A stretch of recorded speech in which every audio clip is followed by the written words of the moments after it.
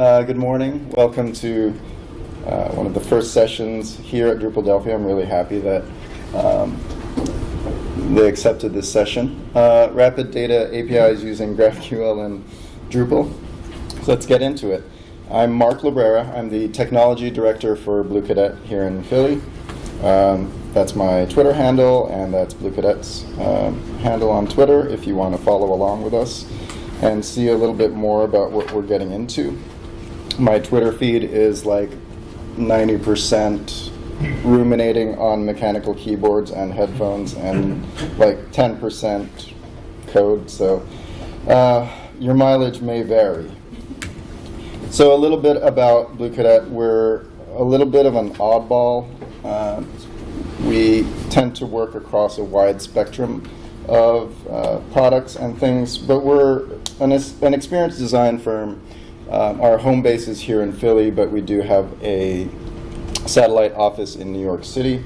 And what we do is we work, again, across a wide spectrum of products. So we do big CMS and web projects. We also do a lot of museum exhibition work. I would say upwards of 95% of our work is firmly in that nonprofit museum higher ed world. So if you ever go to a museum, there's like touch screens or projection stuff. We tend to do a lot of that work. But I'm here because the web part of our practice touches all of those things. You know, we tend to build these CMSs not just for websites, but also to serve the exhibition design work that we do. We also do a little bit of film and photography content work. And we think a lot about spaces. So that's a mock-up of the Independence Visitor Center here in Philly. They have been slowly unveiling some of the work that we did with them. I think next month we're finally going to install a couple of touch walls for the concierge desk there, and that's going to be very exciting because we started that project about 2 years ago. And this is a quick look at recent work that went into the Henry Ford Museum in Michigan, a little bit close to Detroit. So these are gallery column towers that are sensor driven. Here's a quick look. As you walk by, it triggers a little bit of animation, a little bit of an attract sequence, just to invite people to touch things. So a lot of our work is tactile, but the backbone of it always comes back to content and data. And that's why we're here. A disclaimer, I say this all the time. I don't know if anybody saw me speak last year or at Decoupled Days in New York, but I always say this in my talks. This is intended to be descriptive and not prescriptive. So I like to share experiences, and I love it when people share the experiences that they went through with their teams. But I hesitate to call these solutions because everything is contextual. And again, you may find that some tools work better for you than the ones that we used. So GraphQL. How many here in the room have used GraphQL on a project? A little bit? Okay, a little bit. Okay, this is good. I wasn't sure how to calibrate this talk. I find with GraphQL, when I encounter folks, they're either like, hey, sounds exciting, I would love to use it, but I have not yet. Or they're like, yeah, I wrote a plugin for the Drupal module. Like finding that in-between space is very, very rare for me. So what's GraphQL? I saw this a while back, and the old web heads might laugh a little bit about this, but yeah, Sarah May, who's like big in the Ruby community, they said GraphQL is just SOAP with JSON. And if you've ever used SOAP, how many here are familiar or have used SOAP in the past? Okay, right, so you know. It's like XML packets, you send up the wire, a little RPC magic, you get back your data. There's a little bit of truth here. But if you've never used SOAP, then hopefully we can just skip right over that. Okay, cool.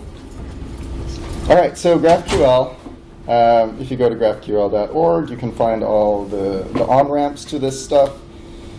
And they describe it as a query language for your API. If you're being uncharitable, again, you could say it's SOAP with JSON, or you could say that you are essentially going back to the days where you had to remember how to write SQL queries. But there's a bit more to it. There's more affordances, and it's a lot of fun. And a little bit of history here.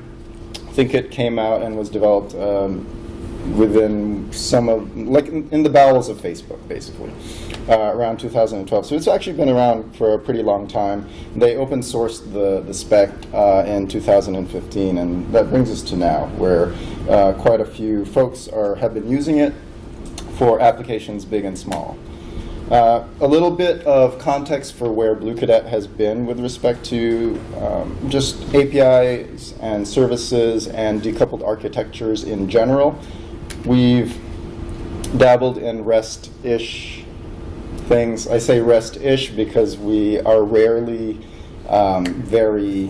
we rarely adhere to strict REST conventions. We do a lot of nested data things that technically you're not supposed to do. You're supposed to have everything clean in its own endpoint. But anyway, forgive us. There's also JSON API, which recently got folded into Drupal core. And if you're interested in that, we can talk a bit about sort of the difference between JSON API versus GraphQL. They're really similar, and it really is going to come down to your particular use case and what you're comfortable doing. I have not yet used JSON API for a production project yet, so that's why you're getting the GraphQL talk. But next year, tune in. We'll talk about JSON API probably. So what did Bluecadet generally want from REST that we weren't getting? And when I say REST, usually we were writing our own custom controllers. You can spin up a really quick REST API service using views and REST exports. Those are great if you don't have a ton of complexity to your data, if you don't have a lot of entity references. Our stuff generally tends to have at least one level of introspection that we need. We often have a playlist of some content on a touchscreen, and nested within we have different types. So really quickly we assume that we're getting references, and for our purposes we just wanted a little bit of flexibility. Because we were in the custom controller land, we would often end up doing a lot of schema revisions, so our front end or application devs would have to be really in tight communication with the back-end team at Bluecadet. And the back-end team is a bit smaller too, so there was a lot of competition for resources. So for that speed in development, we started to look at other technology that would allow us essentially to free up our front-end and application devs so that they could get ahead and build the application with real data, but without having to wait for the bottleneck of our back-end devs who are like, oh shoot, you need that other field in that endpoint. Well, it's queued up behind 3 other things. So we started to look at stuff like JSON API and GraphQL because they offer front-end folks a little bit more. It's more like self-service. It's like fast casual food for devs on the front end. And we also wanted fewer requests. Classical REST, again, everything is neatly compartmentalized, which is great, and you should be very organized, and we're not always set in such a situation. But here's an old example from last year's talk. I just spun up a real quick instance of Drupal that had authors and their books. And if you did a REST export for the authors, you would get the authors and the entity reference to their books, but field underscore books, as you see, it's like, hey, here's your book. It's an ID.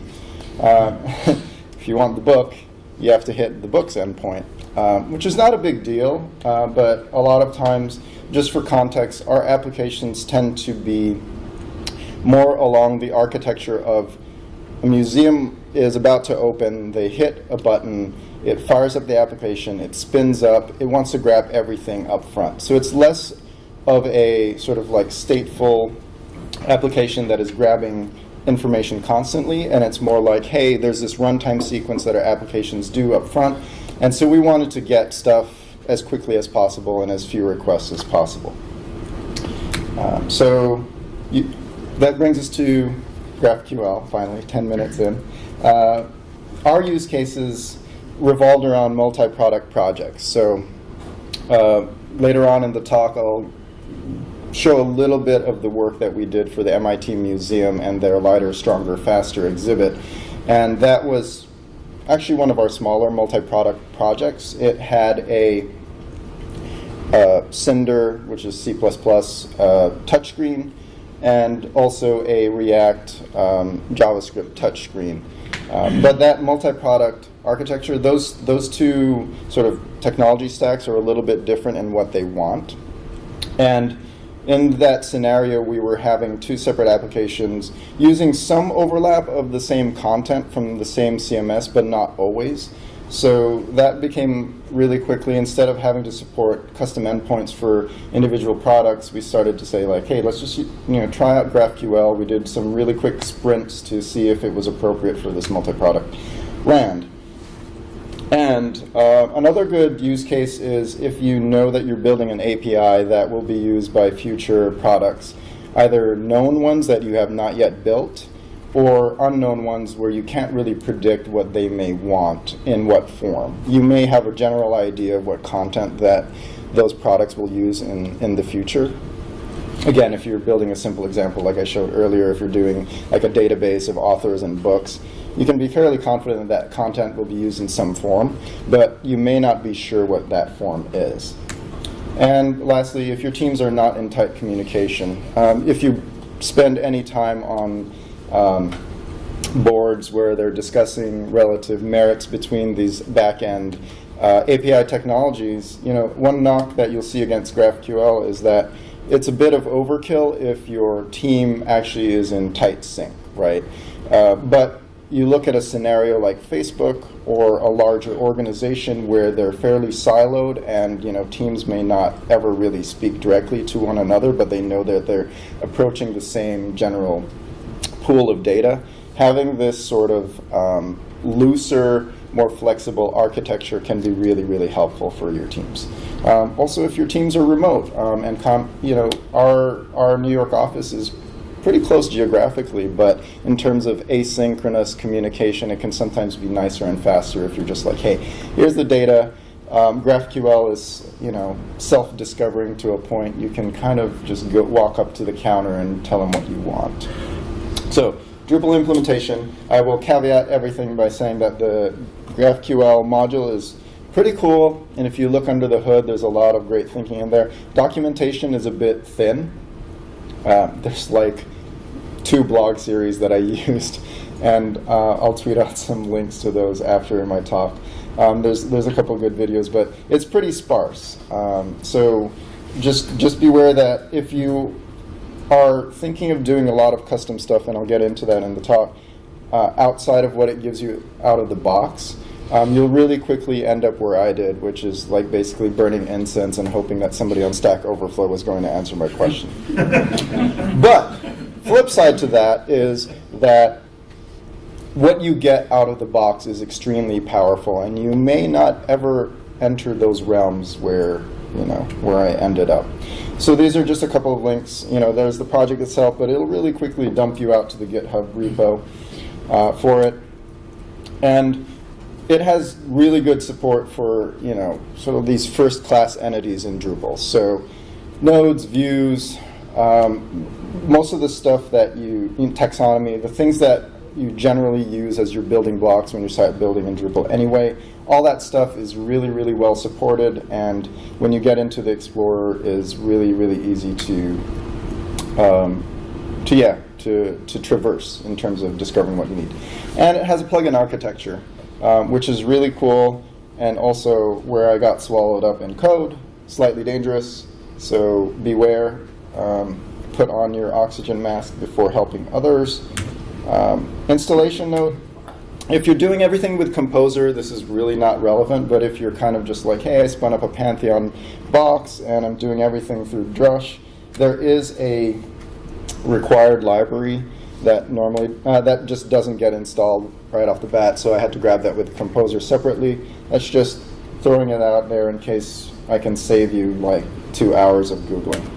And you enable the module using Brush. Okay, so GraphQL basics. So we're going to see a lot of queries. Try not to fall asleep. I know. I hope you all got coffee. But I'm going to step really quickly through some basics. Then I'm going to cover some of the more complex scenarios where we couldn't get this stuff for free and we had to build some structures on top of it. And so here's a really, really simple query. And I'll show you in a minute how you can do this in the Explorer. But say you want to get nodes. You don't really care what kind of node, what flavor of node. And you want to get their ID and their label, which is basically just their title. It's really as simple as this. And this is all auto-completed for you, so if you're kind of getting in there, you don't really have to remember what you're doing. You just type Q, and it'll start to say, hey, you probably want to do a query. You type N, it's like, do you want a node by ID, or do you want a node query? It's like having a very handy butler with a lot of braces around them. And so how would you actually test that? I mean, you can use Postman, or you can actually just send that stuff over in a URL, kind of like below. But you can run this in the GraphQL Explorer, which is provided out of the box, and we'll see a little bit. And yeah, like I was saying, with the browser, you're essentially just taking that query and dumping that into a query string variable called query. The only thing to note if you're testing that stuff via a browser directly is that when you have these things, the comments matter. Otherwise, it'll blow up and be like, I don't know, I don't understand this field. Like, it'll basically mash together entity ID and entity label. Okay, so what does that look like? So this is the Explorer. You're going to see, well, in this example, we'll be talking about boats a lot, because that's what the MIT Museum exhibit was all about. And here, I'm just asking for nodes. And actually, boats is just an alias, and we'll talk about that in a minute. But give me the ID, give me the type, the label. So Explorer will give you that data on the right. So that's what I mean when I said self-serve. Is like you start writing your query on the left, you hit a button or a key command, and then you can see what you get. So that takes a little bit of that guesswork out there. You can kind of fine-tune what you need out of the API. And if you need something beyond that, that's when you'd start talking to your back-end dev. Just a little bit of video for how this Explorer works. I will get into some live code in the end, but I figured I would reduce risk as much as possible in this early going so as not to lose you right away. But you can see here, as soon as you start typing, it'll auto-suggest this stuff for you. Which is great. All right, so aliases. You don't always want to use the default stuff that Drupal gives you, right? Like, you might not always want to call something an entity label, or maybe you're just really addicted to, underscores instead of camel case. You can start to rename things. So this stuff on the left, node underscore ID, that's essentially an alias for entity ID. Same thing with title.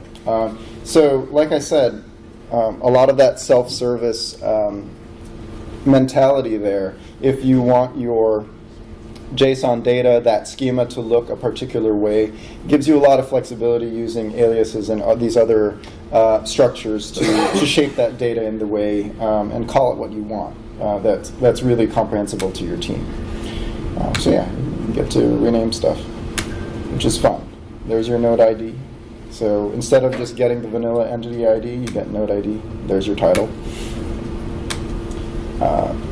And so the return data that you get is now according to the aliases that you set in your query. So again, this is your query. You're like, hey, give me that stuff. And here, when the return value is returned to you, it's now named appropriately. As opposed to this. This would be the default. So if you didn't do any aliasing, you would get entity ID and label, but you can really quickly switch stuff out. Other thing you can do with aliases is that GraphQL query doesn't, by default, allow you to run the same thing twice, more than once, right? So if you wanted to do a node by ID call and you had a second one, if you didn't alias things, it would blow up. So that's why here it's alias to ship1 and ship2, so that I can actually make two separate queries in one go. I don't have to make two separate requests, which is handy. And you get a return that looks like this. So again, the aliases are just the names for the structures that you end up getting. Okay, really quickly. Fragments.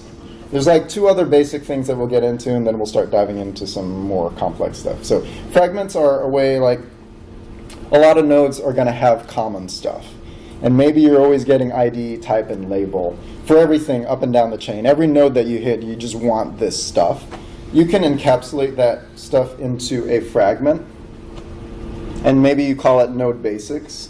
And so you say for everything, you know, this fragment basically covers these three properties of a node that I want every time. So that can clean up your queries. And you can essentially just have this tilde and, well, three periods. It's not actually the tilde. Whatever you call it. Ellipsis, thank you. And just say node basics, and you'll get the same data, but it keeps your queries from getting too verbose. So I like to think of this as drying out your queries using fragments.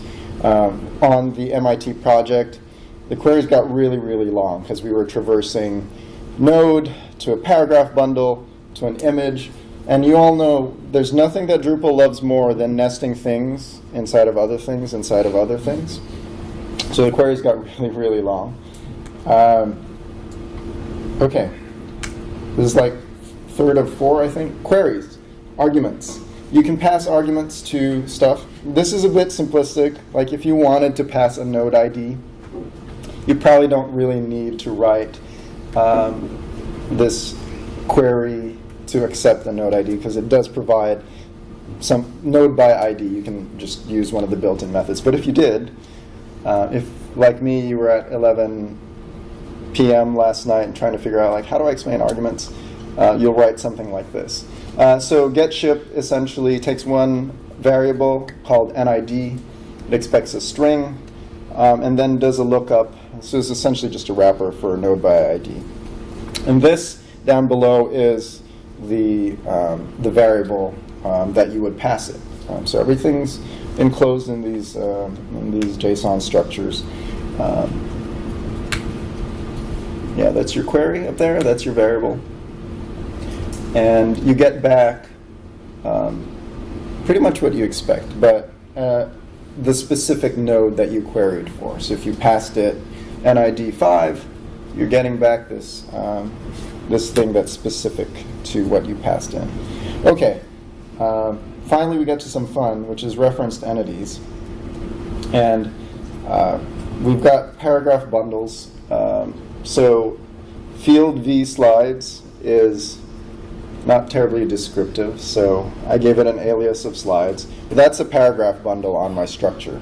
And so we're starting to get into like drilling down a bit, which is a great thing about GraphQL, because you're like, hey, I got the outermost node, now I want the children of that node, and that's often a paragraph bundle or a reference to an actual node itself.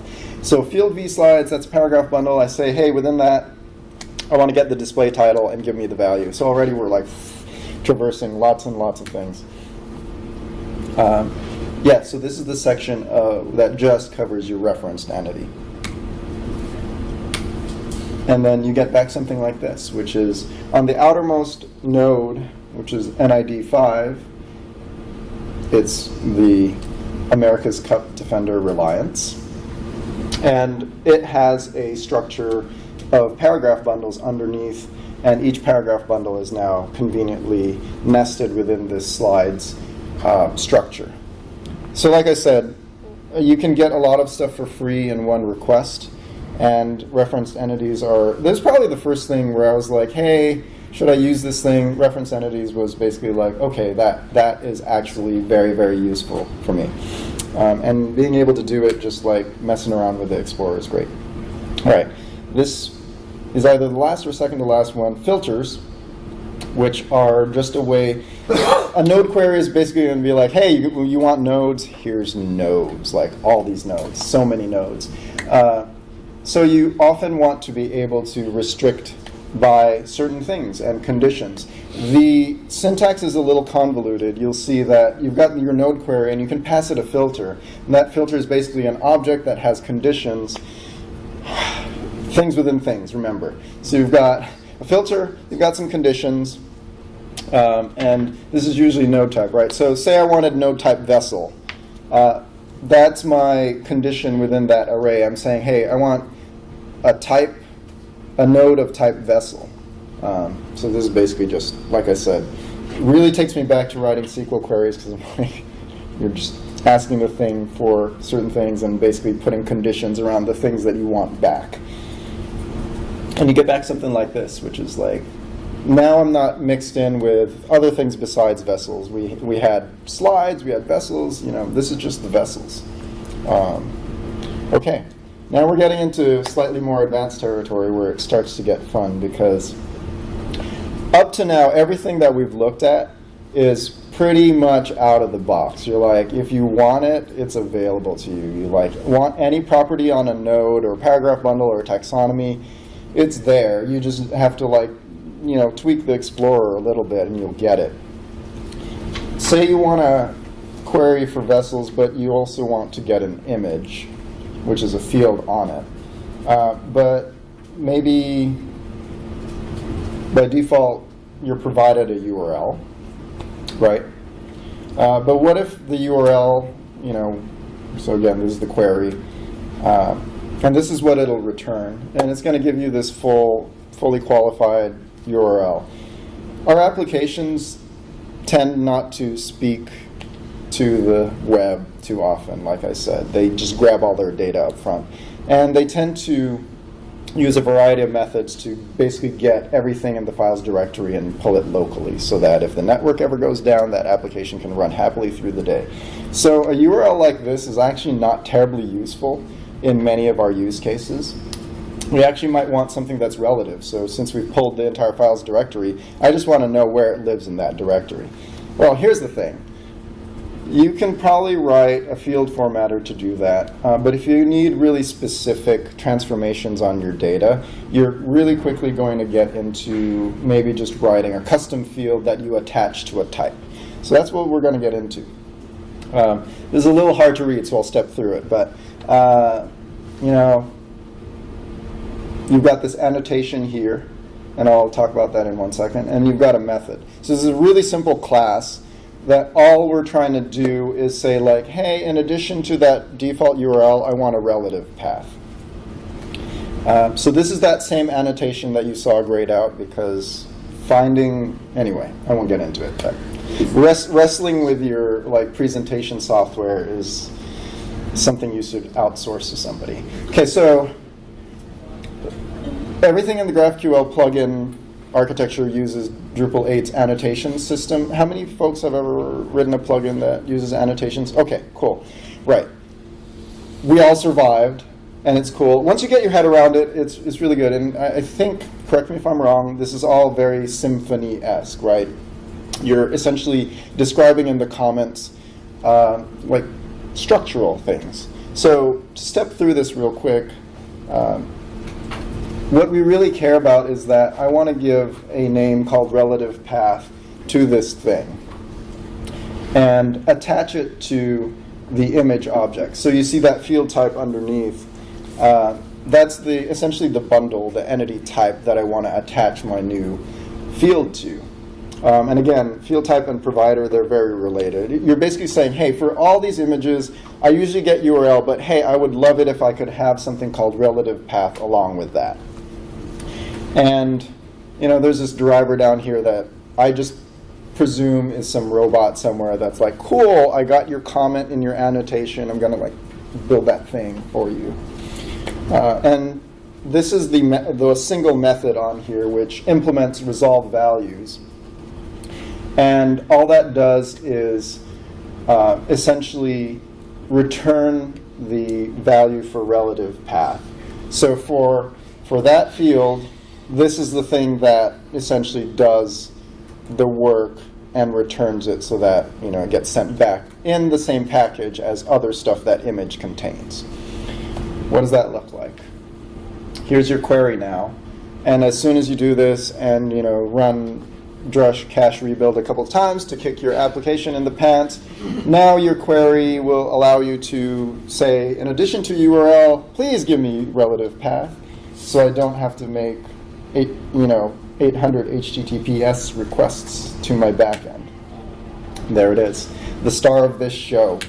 And you, same query, sorry. What about documentation on this? I know that's what you're asking. Basically, I just drilled down into the examples in the GraphQL module, because there's a ton of tests in there that are using a bunch of different annotations. Hopefully, documentation will get built up over time, but let's be real.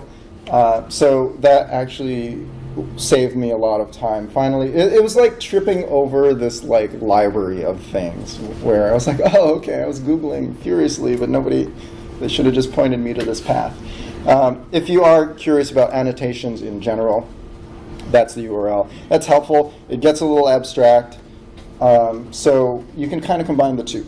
The documentation with the specific examples for attaching or even creating new content structures in general.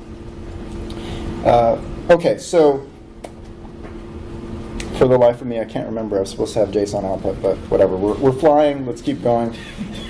Here's another scenario. A lot of our applications have a really simple settings form that we do. So it's nothing more than a couple of fields that we save to Drupal state, which could be like, hey, what text do you want for all the call to action buttons on this application? Press here. You don't want to have that put in every node, so you just externalize it into these global settings.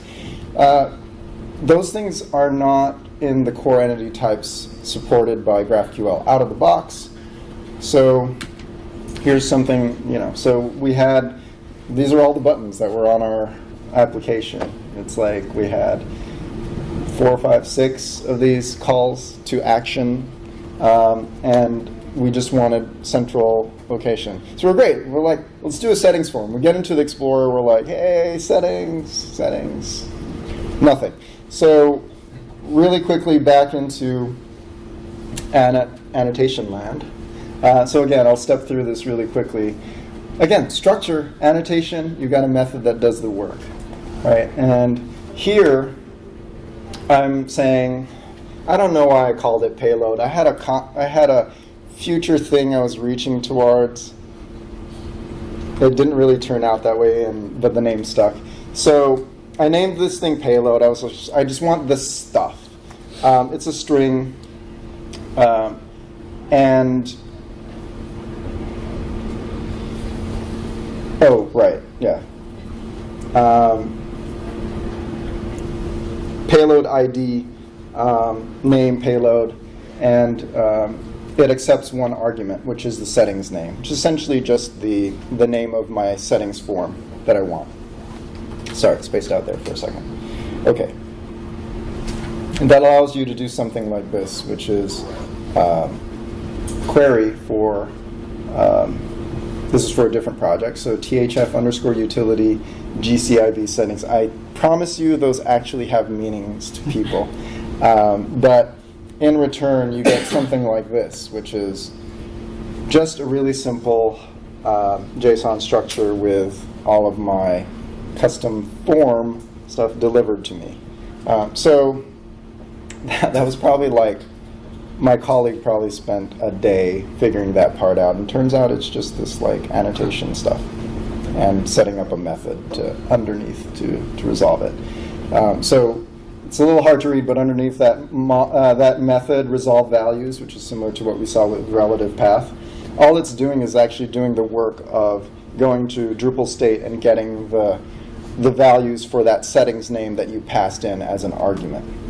So again, underneath, this code, it's 2 lines, right? And actually not even. It's like 1 line, and then the rest is just like wrapping it in JSON. The trick was just figuring out, like, what's the thing in Lord of the Rings where they get to, like, I don't know, I'm dating myself, but they had to speak the right word so that they could enter. Yeah, exactly. Thank you. So it's similar. Like, you just need the right annotation so that you can unlock all this functionality. Okay. Cool. All right, so we're into some fun stuff now. We'll look at some of the stuff that we built.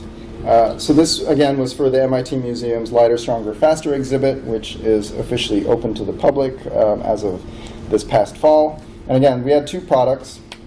We had one Cinder touchscreen, which was a C++. Cinder is a C++ framework. It's very performant. It's also extremely, extremely picky about everything, basically, because it's C++. But it's very powerful and allows you to do some really beautiful stuff. We also had one JavaScript touchscreen built with React. And so when I do some demo stuff and we hold on to our hats, we'll be looking more at the JS side of things because I don't write Cinder. And this is a really quick look at the experience when you go into the museum, if it'll queue up.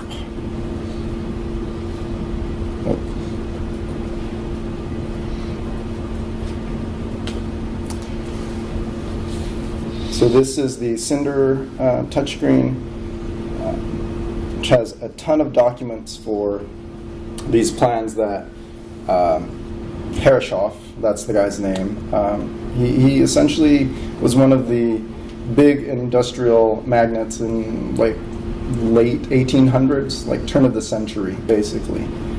So he was in the same realm as, like, you know, your Rockefellers and your Vanderbilts, like lots of money, and he just built ships for the Navy as well as competitions like America's Cup.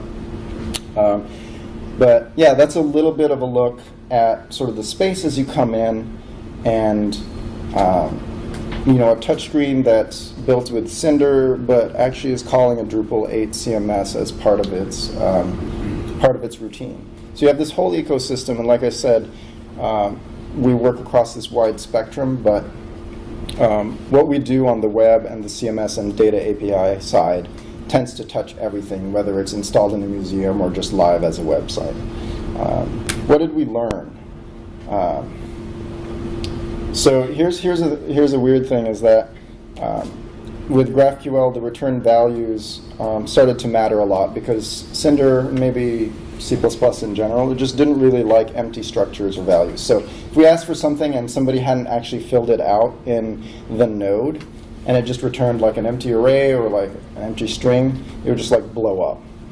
So we started to have to do a lot of return value, and that's how that whole like relative path thing came out, is that we started to write our own sort of like custom fields and attach them to nodes, because we wanted to make sure that key data just had a little bit of safety so that our application wasn't going to be breaking if the content entry wasn't complete. Like I said earlier, making queries consistent is a huge challenge, especially because they get to be pretty verbose. That's why we started dipping into fragments, is like we started to note these like really common structures. We're like, okay, save that into a fragment. It's a little bit of like, I don't know, maybe it's like energy, matter, it can't be created nor destroyed. Like the query is going to either be on the front end or the back end. Like you're just shifting the query around. But it's cool because it allowed the front end folks to really craft their queries and figure out what they wanted without requiring a ton of back end development. The last thing I'll say before I get into demo time is decoupling is both technical as well as philosophical. And what I mean by that is that you can have a decoupled architecture that is philosophically very, very dependent on, you know, those 2 pieces or 3 pieces could be very, very dependent on each other. So just because you've like separated things physically doesn't mean that the bond between their souls has been severed. So think about that when you're evaluating technology. for my most recent project, we actually started out in GraphQL and went back to REST because it occurred to us that the products that we were building, like essentially the APIs were very, very custom and specific to those applications. Whereas for MIT, for the MIT Museum, sure, we built them two products, but they also wanted that CMS to be useful for future things that we may or may not build for them. So those use cases vary. It's not always like, woohoo, GraphQL, this is the thing to use. It is my hammer. Where are the nails? I'm just going to go like down the line. So the more I do this stuff, the more I realize thinking that stuff through and deciding what technology you use for to solve a particular problem matters much more than the technology itself. Because all these things are opinionated, all of these things have their strengths and weaknesses, and just because it's the latest thing doesn't necessarily make it appropriate for the thing that you're building. So spend some time with that. Like, I feel like when I started out, I was just like, woo, there's some heat around this thing. I want to use it, and then you touch it and you get burned. And so now I'm a little bit like slower to adopt these things. But I like them both. I do like writing a good REST controller. Okay, so demo time, which Kevin, who runs all this AV stuff, said I had to like stop it, mirror my screen, start it again. So like we're just gonna like, you know. All right. So a little bit of setup here. To do this example, I did a really quick React application that my colleague Chris, who's in the back row, he built this neat Electron wrapper around create React app that I don't really understand how it works. I just know that I run a couple of yarn commands and Chris did all the work, and I get to stand up here and show some of this stuff. So let me show you that. Here's the again, this is the graphical GraphQL query thing. So just real quick, I want boats today. I'm feeling like boats are my thing, and I've got a node of type vessel in this CMS, right? So we can even look at this structure for, this is goes to the hotspot, this is timeline callout, and this is, okay, so this is a vessel. It's got a ton of fields, a lot of, these are those slides we saw. These are the paragraph bundles. And I want to be able to get some of this stuff. So here's a really simple query that says like, hey, on a node vessel, I want an entity ID, I want a label, I want some slides. For on the front end, I'm really just going to get the vessel name because we're running out of time and it was late last night. And let me tell you, JavaScript, writing in React is so much fun, but it's also maddening at times. And I was wrestling with NPM, and that wasn't working for some reason. Like, you just leave it alone on your computer. I haven't touched that thing. And then I went back just to run a couple of commands, and it was just like, nope. So backed out, switched to Yarn, everything's good, everything's copacetic. Okay, so this is the Explorer. You know, you saw a little bit of a hint of it, but like I think it's exciting because I get to like see stuff right away. But this is just that simple query that we're going to run up against. Okay, so let's look at some of this. Is this even halfway readable from there? Okay, cool. App.js. Maybe we should look at our index first. So here's the index. How many here have dabbled in React or written some React stuff? Okay, cool. It's all component based. It's also like, they were like, everything you learned about separating markup from like your JavaScript and your CSS, like throw that all out. Everybody's invited to the party. So you get this weird JSX syntax that like, oh, whoa, what's going on? You've got like markup, but within there you'll start to see like JavaScript stuff. Just go with it. This is basically like you run create React app, you're going to get something like this. The differences here are we're using a couple of libraries. So React Apollo is basically one of the libraries that allows you to just grab and parse GraphQL. So that's useful. And I've got a client in Apollo, but .js. So we look at that. That's my endpoint. So that's essentially a local Lando instance, the GraphQL endpoint. So nothing too serious there so far. What we're doing here is that we are creating an Apollo provider and passing in that client that I created. And everything else happens in app.js. So it's just a quirk. If you're using Apollo, you need to wrap your thing. Normally you just like render app here, and you'd get your stuff. But if you're using Apollo, I found that you had to wrap it in this Apollo provider. You kind of hug your application with this Apollo stuff. So you get into app.js. Again, this is fairly boilerplate, so don't get, like, if you've never seen React stuff, and I don't even write all that much React, I write it for fun because I'm a glutton for punishment, but here, you've got some imports at the top. Again, Apollo Boost and React Apollo. This is basically your GraphQL query. It allows you to construct a query like this, so I've created a constant here. And I say, this is my query. It's the same thing that, very similar to what we saw in the Explorer, which is a node query, and I just want entity ID, type, and label. I'm not even going to use all these things, but hey, just in case, I'm calling for more stuff from the store. Okay, so everything's within these backticks. So this is all comprehensible so far. Within my app, I'm extending React component. I've got a render call, and so within here I'm saying I want to return this div called app, which again is that thing that gets folded into the warm embrace of the Apollo provider. Hey, I want a h1 up here with boats. This is my query, so that thing you saw up here, query, I'm going to essentially pass that in as property to this query structure.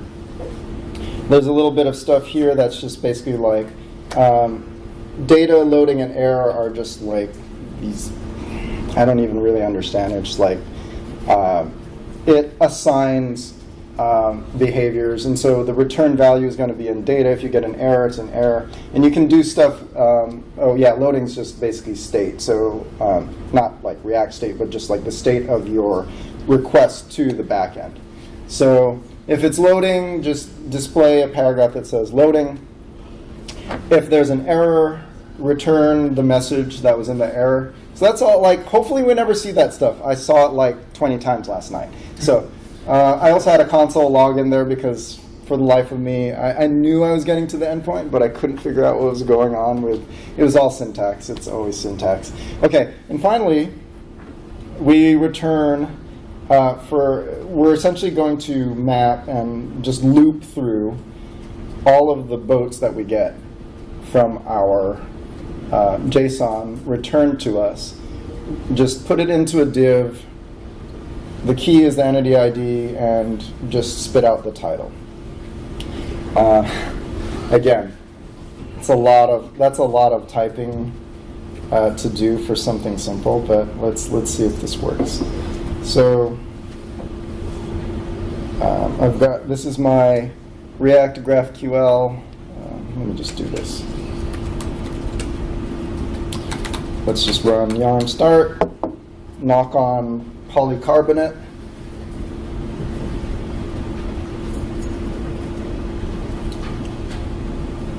Boats.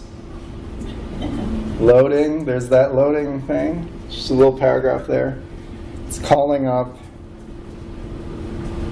Come on, come through, and hey, we've got, these are our divs with our titles. So imagine this, but written by a professional with like a keen eye for design and animation, and that's what my 5 hours before. Yes, exactly, and like a couple of full evenings of sleep, and you'll get something a little bit closer to, you know, a little bit what I showed in the sort of like sizzle reel of like walking through, and you go up to this touchscreen, you're like, I want to know all about boats. I want to see the hull diagrams. I want to know when these things were constructed. I want to know what America's Cup challenges they won. I want to know where the boats are now, because those boats are still around. They're just like all along the northeast quarter. A lot in Connecticut, like going up to, Maine. So yeah, this is for bonus, like, because this is just, you're messing around and you're wrangling this thing and you're hitting yarn build. But as I said, my colleague Chris built this thing to actually wrap stuff up in Electron. So this is an actual Electron application. This is how we deploy a lot of our JavaScript touchscreens. Is like, we'll build stuff in React. You're just yarn building all day. You're knitting this application, hey-oh, and finally you wrap it up in this thing. So I'm going to run this. It's going to scream at me because I didn't have time to debug. I don't know what this is. Chris, I'll figure this out with you later. But okay. So now this is running in kiosk mode. It is an Electron application. I have the same thing. I got my data. It's calling over. I did not put this in my presentation deck, but if you are ever working on this stuff, you're going to probably have to wrestle with cores, cross-origin resource scripting, I think. It basically, this thing is running on one network address, and my Lambda instance was on another, and it's all fine and good if you're in the Explorer because you're within the same domain. But as soon as I tried to call out with my application, it was like, I was like, but I own this land, this virtual territory. We're all friends here. It was like, no, I can't allow you to have any of this valuable text data. It's mine. So hopefully you quit out of that. So just to really quick, because I know everybody, let's see, let's find, just to show folks what that stuff looks like. You basically have this services YAML thing. So if you're ever working on this stuff, this is my gift to you. You'll probably have to do some cores config that basically says, I know you've got the guard dog in front of this data, but I just need you to chill. Let everybody have the vessels, the boats. They want boats, we give the boats to them. So if you're going to decouple, you're going to need that. Yes, exactly. And you can specify, you would never actually deploy this to production because anybody could walk in and steal former America's Cup challenge winners. But if you're doing stuff locally, it's nice to just be like, hey, just everybody let their hair down for a minute. Let's just let this data roam free. Let it be consumed by whoever wants to. It might be worth using the development.services.yaml so you don't accidentally deploy it locally. True. Yes, exactly. Oh yeah, you're right. Absolutely. Yes, I duped default services YAML, but you're right. Development.services YAML. Thank you so much. Save yourself from a screaming alarm when you deploy to production with this stuff unmodified. Okay, so that's demo. I'm gonna dive back in here and unmirror this stuff, and hopefully it all works again. And really, this is just wrap up for me to do a little bit of recruiting because we are hiring. So if all this stuff sounds good to you and you're like, hey, never realized you could kind of marry the stuff that I'm doing on the data side with cool applications that get installed somewhere. If you want to look at our stuff, go to the Museum of the American Revolution. There's a couple of cool JavaScript touchscreens and Cinder builds there. We recently did some stuff for the Seaport, which my kids never saw it during development, so it was the biggest test. When I finally brought them to the Seaport, I'm like, please let it work, and they just loved it. They were into it. I was just crying. It was so emotional. Usually my kids are what do you do for work? And I was building something with them, and I was like, here, let me show you. And the older one was like, Dad, that looks really, really boring. I was like, no. Imagine this code only with a front end. That's beautiful. Okay, so I'm pretty much done. I obviously have I think we had till like 10:30, 10:40. So I have time for questions, and but thank you so much for being a great audience. And I hope this was somewhat useful. Like I said, it was a little hard to calibrate and figure out, how much do people want to know about like basic queries? Do they just want me to get into live coding and trying to bend React to my will? But yeah, if anybody has any questions, I'll take them now.